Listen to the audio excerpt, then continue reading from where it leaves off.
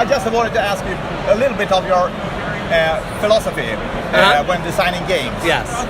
So, is it a mechanical approach, or is it the theme, or is it something that you came up with, bits and pieces, or how do you go about? In general, it's because there's some sort of game that I want to play that doesn't exist. Okay. Whether it's that mechanic or a theme or some sort of combination of the two.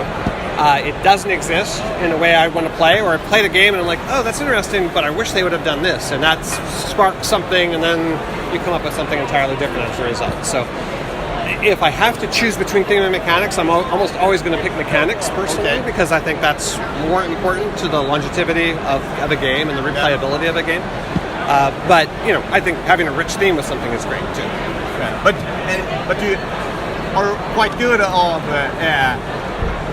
combining the theme with the mechanics. I like to think that. I mean, it depends. I mean, that's a subjective opinion. Thank you. Yeah. But what of your games are you most fond of yourself? Do you have a favorite child, so to speak? So I would say that of all the games that I've designed that we've published, it's probably Suburbia. Okay. It's because I love city building. I love that. I love doing the computer. I like city building board games. I'm very happy how Suburbia turned out in terms of the economic structure, and it feels very, very rich for something that's fairly simple. So I would say out of everything, that's probably at the top of the list, and that's my kind of game. It's just the right level of economic crunchiness. And that was the mechanics that made you go that route, choose that route of to some extent. I mean, again, I'm trying to simulate SimCity, SimCity, and trying to see how can we kind of grab that for an actual board game without all the complexities. So SimCity is incredibly complex. There's a lot going on behind the scenes, and trying to distill that down to something really simple.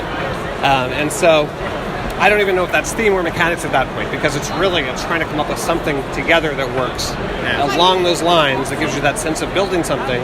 And still accomplishing that feeling of like, this is getting bigger and starting getting out of control, and I've got to rein it in and to manage that. And so it's not really theme or mechanics at that point. It's just trying to come up with something that actually works the way I want, the game that I want to play. Yeah.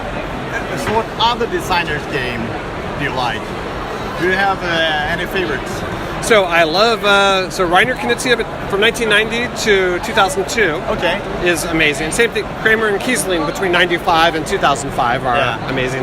That sounds terrible, like they're not amazing now, but they're great.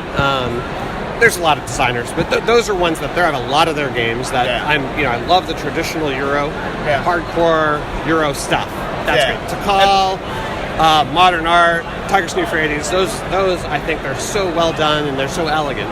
Yeah, and have you been inspired by their approach or mechanic-wise? Yeah, I mean, it's hard not to be. I think when you play a lot of, certainly Reiner Knizia's games, there's this underlying mathematics that's going on, and you don't have to dig too deep to see it there, and it's again, there's a lot of elegance how everything kind of flows together. I like the hard decisions you have to make with a lot of the Kramer Kiesling games.